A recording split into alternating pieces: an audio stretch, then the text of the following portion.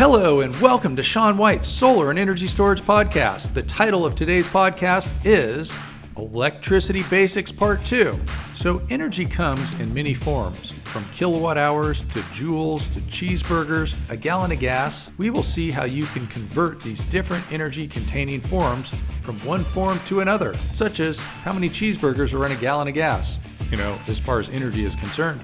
Also, we will get into the speed of electricity, that's how fast it travels, Ohm's law, horsepower, the NABCEP PVA Associate or PVA exam, and PV module level rapid shutdown for PV systems on buildings. To have fun and learn so much more about solar and storage, go to solarsean.com. Ladies and gentlemen, and it is time to get your energy and power in place. Yes, that's right.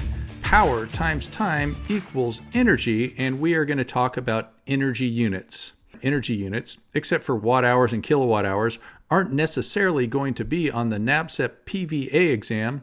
However, it is a good way to get across the point of what energy is. It is something that you can store, as to power is a rate. So James Joule, he came up with the watt second.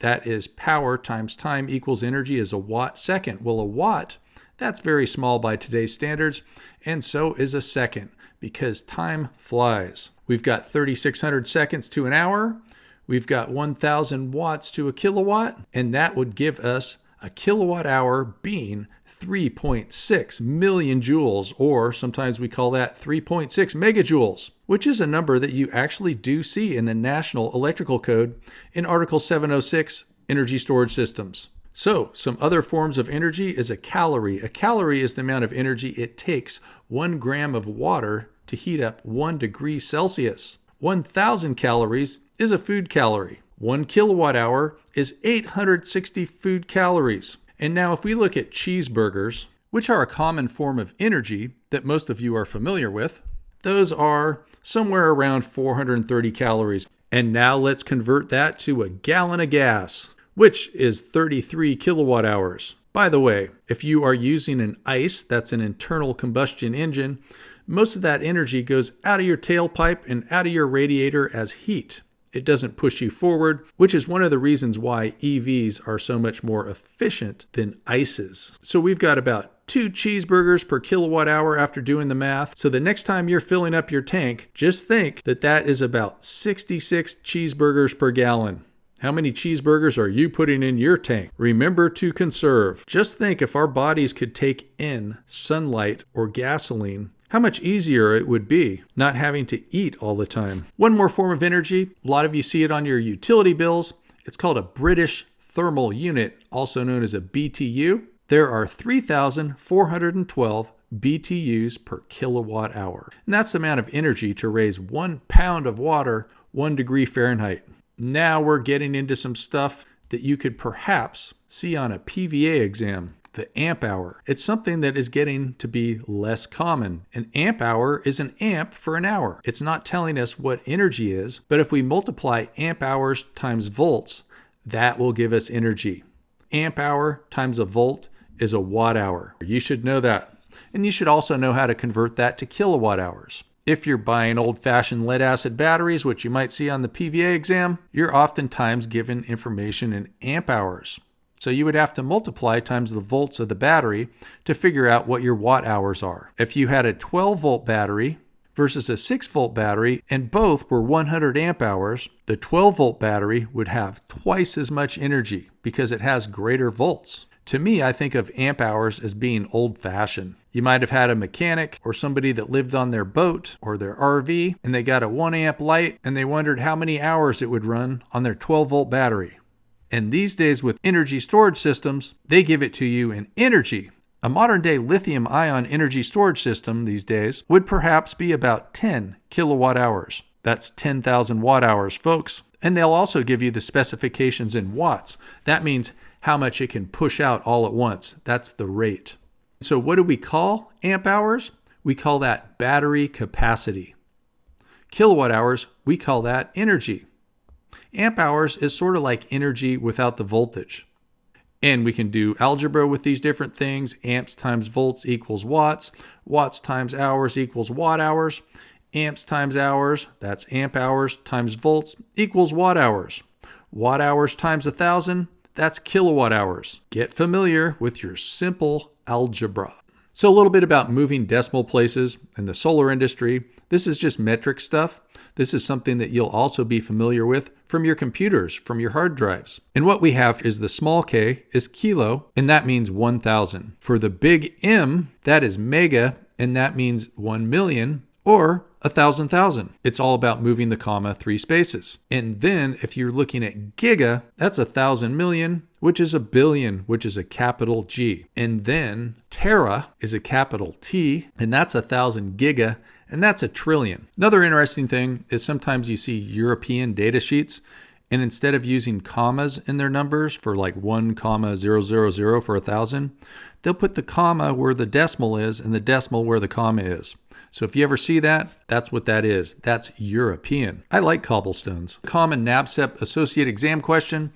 They want people to know that there are 746 watts to a horsepower. I actually ride horses a lot with my mom and my daughter. I think that there's more watts in those guys. One of the reasons why they might want us to know about a horsepower is because pumps are often measured in horsepower. It's sort of like 3 250 watt modules is a horsepower.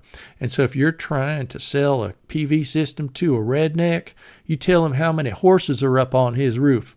And so therefore a 3 kilowatt system that's 12 solar modules is going to be 4 horses up on the roof. You got 4 horses up there. You got that? Okay, I always like throwing in something interesting. The speed of light is about the speed of electricity transmission.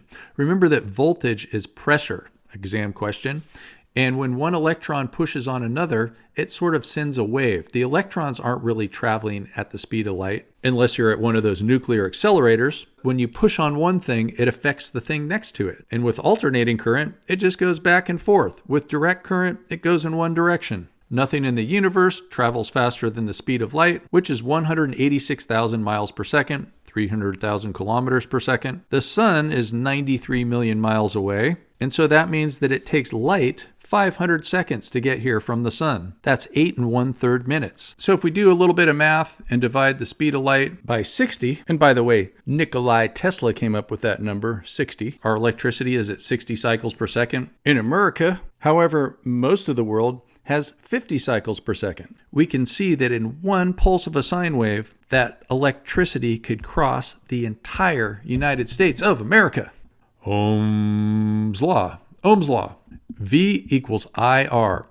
Voltage equals current times resistance. If your current goes up, so does your voltage drop. The resistance, when you're talking about voltage drop, has to do with the thickness and the length of the wire. A wire that is long has more resistance than a short wire. A wire that is thick has less resistance than a thin wire. And when you're talking about voltage drop, you're not talking about the voltage of the system, you're talking about the voltage loss. Typically, when you're talking about Ohm's law and solar, you're talking about wire loss, so losing power from the resistance from having a wire that's very skinny or very long. If we kept that resistance of that wire the same, and then the sunlight gets brighter, our current goes up. The current goes up, so does the voltage loss. Having more resistance is not going to give us more voltage, it's going to give us more voltage loss. And so that's what's kind of confusing about Ohm's law. It's not something that's going to be big at all on any kind of entry-level NABCEP exam. So I wouldn't worry too much about Ohm's law, but the V is for the loss of voltage drop. It's not for giving us voltage, or else we would just get free power all the time from having small wires, which doesn't make sense. If you're talking about wire loss in Ohm's law, if your current goes up, so does your voltage drop. So you would say that that's a proportional relationship. Current goes up, voltage drop goes up. And so that is Ohm's law, and it's about resistance. So resistance to current. Resistance is measured in ohms. It's the upside down horseshoe, the omega, not to be confused with horsepower, no relationship. Resistance to current and a light bulb or a heating element or electric motor. Those would be resistance devices, cause resistance, and that makes them heat up and do things like make light and heat up. Also, a shaded PV cell causes resistance. In the early days of solar, what would happen is a leaf would fall on a solar cell, and you'd have all these cells in series. The electricity would want to flow through there, the current, and it would heat up, and it could actually potentially catch that leaf on fire. And so what they did is they put these little things in the backs of the junction boxes of modules called a bypass diode, and it can skip shaded cells, and it also helps with efficiency with shading. So if there's a shaded solar cell, you can skip that cell or that group of cells. You skip a group of cells due to a bypass diode because of a shaded solar cell. So there'll be resistance that current can't go through, so it's got an alternate way to pass through. Most of our solar modules are divided in thirds, and then also an insulator. So anything that's insulating, like insulating wire or air is a great insulator, has lots of resistance. And a semiconductor doesn't know what it is because it thinks it's an insulator and it thinks it's a conductor, and we trick it into making power by capturing electrons from the sun. It's neat. There is something that's called resistance testing. It's kind of complicated for a beginner PV class, but I'll just kind of say it anyway. Is what they do is they take a big pulse of voltage on that conductor, and they see how much of it escapes to ground. And so some of it always sneaks through because nothing's perfect, and so some of it will sneak through, and they measure that, and if it's too much, then that means that's bad insulation somewhere on that wire. And so the copper, very low resistance. It's good for transporting electrons, and the more copper, the lower the resistance. That's why we use bigger wires for more current. And insulation around there, high resistance to current, and we don't like current to go through that. And different types of insulation for wire can be rated for different voltages. Higher voltage rated wire is going to be better at stopping those electrons from escaping through there. Also, different insulations around wire can take hotter temperatures.